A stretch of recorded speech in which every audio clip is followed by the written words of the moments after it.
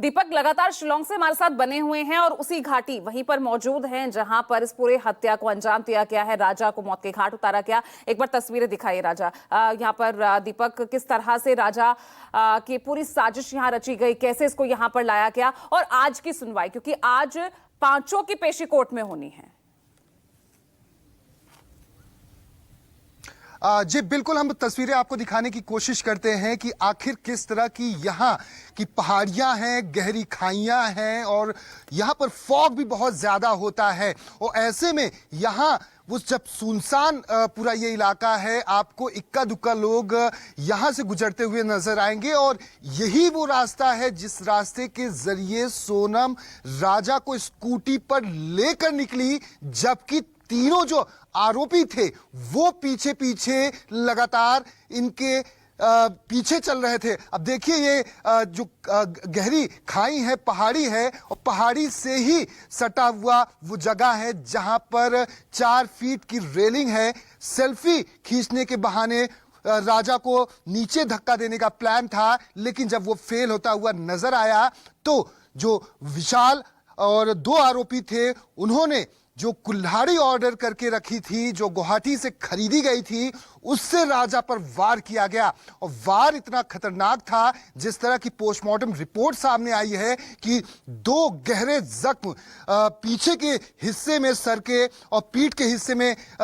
दिखाई दिए हैं, जो पोस्टमार्टम रिपोर्ट के अनुसार। और खाइयों को आप यहां देखकर अंदाजा लगाइए, ये खाइयां तकरीबन 1000 फीट से ज्यादा गहरी हैं। यही वजह है कि जब राजा गायब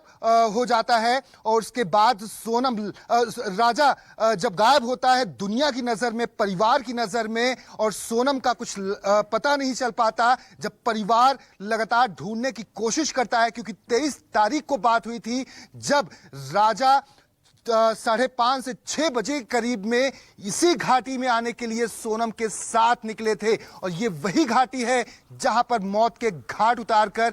दफन करने की कोशिश एक तरह से की गई थी कि राजा की लाश भी ना पुलिस को मिले, ना परिवार को मिले, ना राज पे शक हो और ना ही सोनम पर शक हो। यही वजह है कि यहां पर इस जगह को चुना गया कि यहां पर सीसीटीवी फुटेज नहीं लगे हैं, सीसीटीवी नहीं लगा हुआ है। एक शॉर्टकट रास्ता है, लेकिन उसे ना चुनकर एक लॉन्ग रूट रास्ता चुना गया, डबल डेकर का वो सीढ़ी नुमा ब्रिज, जहां की रिपोर्ट भी कुछ समय के बाद हमारे चैनल पर हमारे दर्शकों के लिए साझा होगी। तो इस रास्ते को इस वजह से चुना गया कि यहाँ के जो ग्रामीण हैं वो अपने अपने कार्यों में, खास तौर पर पर्यटकों के लिए जो होम स्टे होता है उनमें वो व्यस्त होते हैं, और यहाँ पर उस बड़ी संख्या में पर्यटक नहीं आते, जिसकी वजह से इस रास्ते को, इस जगह को चुना गया, गहरी खाई को चुना गया कि राजा के साथ जब यहां पर राजा को मौत के घाट उतारा जाए तो राजा की अगर चीख भी आए, चिल्लाहट भी हो, तो कोई सुन ना सके। और यही वजह है कि सोनम दूर पर खड़ी रहती है और तीनों आरोपी में से एक विशाल, जो कि स्कूटी को पर नजर रखता है, और जबकि 2 आरोपी विकास और आनंद वो लगातार राजा पर हमला करते हैं। राजा अचेत अवस्था में हो जाते हैं, उनकी सांसें तब भी चल रही होती हैं, लेकिन राजा को फिर खाई में फेंक दिया जाता है कि राजा की लाश भी ना मिले और राज का राज दफन हो जाए। और ये हनीमून ऑपरेशन को जब पर्दाफाश किया मेघालय पुलिस और इंदौर पुलिस की जॉइंट ऑपरेशन में, तो देश ही नहीं बल्कि जिसने भी जिन घरों में ये खबरें पहुंची, चाहे सोशल मीडिया के माध्यम से, चाहे न्यूज चैनल के माध्यम से, सभी स्तब्ध रह गए कि आखिर एक ऐसी लड़की जिसकी शादी हुए मात्र कुछ दिन हुए थे, मात्र 3 दिन तक उसने अपने ससुराल में बिताकर अपने मायके जाना उचित समझा, राजा को वो बिल्कुल यहाँ पर बहुत सवाल आखिर खड़े हो रहे हैं कि आखिर किस मानसिकता के साथ हमारा समाज आगे बढ़ रहा है। भानु जी, अब यहाँ पर क्या अब इंदौर पुलिस का अब रोल यहाँ पर खत्म हो जाता है, क्योंकि अब तो शिलोंग सभी आरोपी पहुंच चुके हैं, आज उनकी कोर्ट में वहां पेशी हो जाएगी, या आगे भी जो है ये ऑपरेशन चलता रहेगा? कैसे रहेगा आगे की कार्रवाई? देखिए, इन्वेस्टिगेशन जो होता है वो प्राइमरी जहां घटना होती है वहां की ही पुलिस करती है। तो इसमें लीड रोल तो मेघालय पुलिस का ही रहेगा। इन्वेस्टिगेशन भी मेघालय पुलिस ही करेगी, चार्जशीट भी मेघालय पुलिस ही फाइल करेगी, सब कुछ उसमें होगा अनटिल अनलेस कोर्ट इसमें इंटरवीन करे और इसमें कई कोई एसआईटी बनाए या सीबीआई को दे या किसी और जगह ट्रायल के लिए करे। अदरवाइज ये न्यायिक प्रणाली में, आपराधिक न्यायिक प्रणाली में जहां घटना कारित होती है वहीं की पुलिस ही विवेचना करती है और वहीं की पुलिस ही सारी कार्रवाई करती है। इंदौर पुलिस या मध्य प्रदेश पुलिस या उत्तर प्रदेश पुलिस या फॉर दैट मैटर और एजेंसीज जो हैं वो केवल सहयोगी की भूमिका में रहेंगी। लेकिन जो भी पर्चे कटेंगे, जो भी सीरीज केस डायरीज कटेंगी, जो भी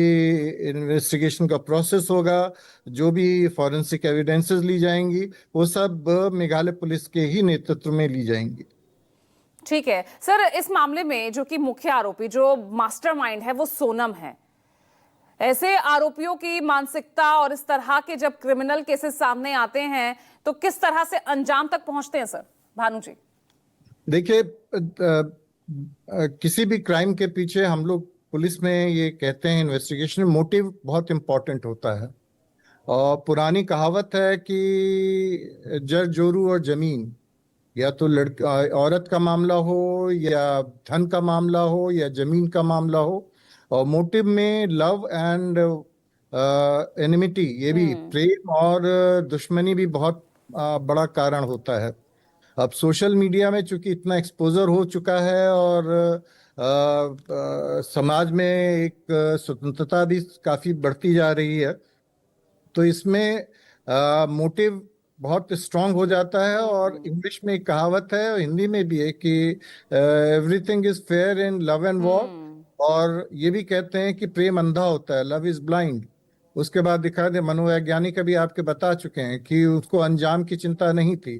तो प्रेम में जब वो अंधी हो गई है तो उसको तो अब कुछ दिख ही नहीं रहा है। एक बार हेमंत, मैं आपके पास एक बार फिर आ रही, क्योंकि हर कोई इसी बात को लेकर इस वक्त हैरान है कि इतना सब कुछ हो रहा था आपकी फैक्ट्री में ही, आपकी बेटी भी और एक कर्मचारी के बीच में, और घर वालों को इसकी इत्तला तक नहीं, उनको इस बात का कुछ पता ही नहीं चलता। देखिए, बिल्कुल पता इसलिए नहीं चल रहा था क्योंकि जब घर के अंदर सोनम रहती थी और जो फैक्ट्री में रहती थी या ऑफिस में रहती थी, तो वहां पर जो राज है वो दीदी कहता था। राखी डोरे के जो संबंध है वो यहाँ पर बना रखे थे लोगों के सामने दिखावे के लिए, और इसी दिखावे के कारण जो उनके पिता और जो भाई हैं गोविंद, उनको इनके पीछे की कहानी पता नहीं चली। लेकिन माँ को ये कहानी जरूर पता चल चुकी थी, क्योंकि माँ के पास में जब सोनम रात में जाती थी और रात में चैटिंग करती थी, तो कई बार सोनम की माँ ने चैटिंग भी देखी है, बातचीत करते हुए भी पकड़ लिया था, और इसको लेकर विवाद भी हुआ था। और विवाद के बाद सोनम ने यहाँ तक कह दिया था कि अगर ये शादी हो गई तो इसका अंजाम अच्छा नहीं होगा, और जिस अंजाम को ये अंजाम दे चुकी है, तो कहीं ना कहीं सोनम की माँ को सारी कहानी पता थी, सारी बातचीत पता थी, क्योंकि जो सोनम के पिता है वो घर के अंदर काफी गुस्से वाले थे। और देखिए, बिल्कुल शादी करने के लिए लगातार जब हमने राजा की माँ से बातचीत की थी तो उन्होंने कहा था कि हम चाह रहे थे कि 1 साल बाद हम शादी करें, लेकिन जो परिवार है वो जल्दीबाजी कर रहा था कि नहीं, हमको अभी शादी करना है। और एक जो समाज की पुस्तिका है उसके माध्यम से इन लोगों का रिश्ता हुआ था, तो कहीं ना कहीं जल्दबाजी को ये समझ नहीं पाए। इनको लड़की पसंद आई, राजा लड़का लड़की को दोनों को आपस में मिलवाया गया, लड़की ने हाँ करी, लड़की ने राजा से उस समय अकेले में बात भी की थी, राजा ने पूछा भी था, शादी के लिए तैयार है। दोनों की सहमति के बाद दोनों ही परिवारों ने शादी के लिए राजी हुए थे, और 4 महीने बाद ही रोका हुआ पहले, और उसके 4 महीने बाद शादी कर दी गई। और शादी के अगले दिन ही जो राज का मोबाइल इंदौर क्राइम ब्रांच ने जब्त किया, उसके अंदर शादी के दूसरे दिन एक मैसेज आया था जिसके अंदर सोनम ने लिखा था कि राजा को खत्म करना है। तो कहीं ना कहीं जो प्लानिंग थी वो जब से रोका हुआ था तब से ही उसने पूरा प्लान कर लिया था कि जिससे शादी होगी उसको मारने के बाद वो राजा के साथ में राज के साथ में राजा की विधवा बनकर रह सकती है। हालांकि समाज के सामने वो भले ही शादी नहीं करती, लेकिन घर के अंदर रहकर वो राज के साथ में रह सकती थी, ये पूरी उसकी प्लानिंग हो सकती है। लेकिन फिलहाल सोनम से पूछताछ जो है, घर वाले भी अब तक इस बात पर कुछ कह नहीं रहे हैं, चुप्पी साधे हुए हैं।